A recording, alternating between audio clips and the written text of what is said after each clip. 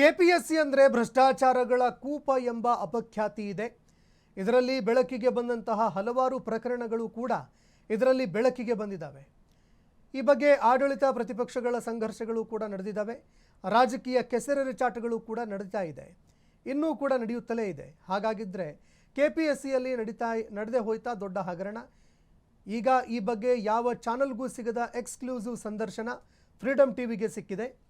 KPSC ಕಾರ್ಯದರ್ಶಿ ಜ್ಯೋತಿ KIAS ಅವರ ಜೊತೆ ಫ್ರೀಡಮ್ ಟಿವಿ ಎಕ್ಸ್ಕ್ಲೂಸಿವ್ ಸಂದರ್ಶನವನ್ನು ಮಾಡಿತು. ಇದರ ಒಂದು ತುಣುಕು ಇಲ್ಲಿದೆ, ನೋಡೋಣ ಬನ್ನಿ. ಇಲ್ಲ, ಎಲ್ಲವೂ ನಮ್ಮ ಮನಸ್ಸಿನಲ್ಲಿರುತ್ತೆ ಮತ್ತು ನಮ್ಮ ಮಾಡಬೇಕು ಅನ್ನೋಂಥ ಪಾಸಿಟಿವ್ ಆ್ಯಟಿಟ್ಯೂಡ್ನಲ್ಲಿರುತ್ತೆ. ಸೊ ಮಾಡಬೇಕು ಅಂದ್ಕೊಂಡ್ರೆ ಎಲ್ಲ ಕಾರ್ಯಕ್ಕೂ ವೇಗ ಬರುತ್ತೆ. ಏನೋ ತಂತ್ರಜ್ಞಾನ ಬದಲಾವಣೆ ಮಾಡಿದರೆ ವೇಗ ಆಗಿಬಿಡುತ್ತೆ ಅಂದರೆ ಆ ತಂತ್ರಜ್ಞಾನವನ್ನು ಬಳಸೋರು ಕೂಡ ಮನುಷ್ಯರೇ. ಸೊ ಮನುಷ್ಯ ಏನಾದರೂ ನಾನು ಈ ತಂತ್ರಜ್ಞಾನವನ್ನು ಫೇಲ್ ಮಾಡಬೇಕು ಅಂತ ಡಿಸೈಡ್ ಮಾಡಿದ್ರೆ ಡೆಫಿನೆಟ್ಟಾಗಿ ಫೇಲ್ ಆಗ್ತಾರೆ. ಸೊ ಇಷ್ಟೊಂದು ತಂತ್ರಜ್ಞಾನ ಮುಂದುವರೆದಿರುವಾಗಲೇ ಹೊಸ ಹೊಸ ರೀತಿಯಲ್ಲಿ ಮೋಸಗಳಾಗೋದು, ಏನೇನೋ ಅಕ್ರಮಗಳಾಗೋದು ನಾವು ನೋಡ್ತಾ ಇದ್ದೀವಿ. ಸೊ ಹಾಗಾಗಿ ಅಲ್ಲ, ಇದೊಂದೇ ಲೋಕಸೇವಾ ಆಯೋಗ ಅಂತಲ್ಲ, ಎಲ್ಲ ಕ್ಷೇತ್ರಗಳಲ್ಲಿ ನೋಡಿದ್ರೂ ಒಂದಲ್ಲ ಒಂದು ಥರದ್ದು ಅಕ್ರಮಗಳು ಮೋಸಗಳು ನಡೀತಾನೇ ಇದೆ.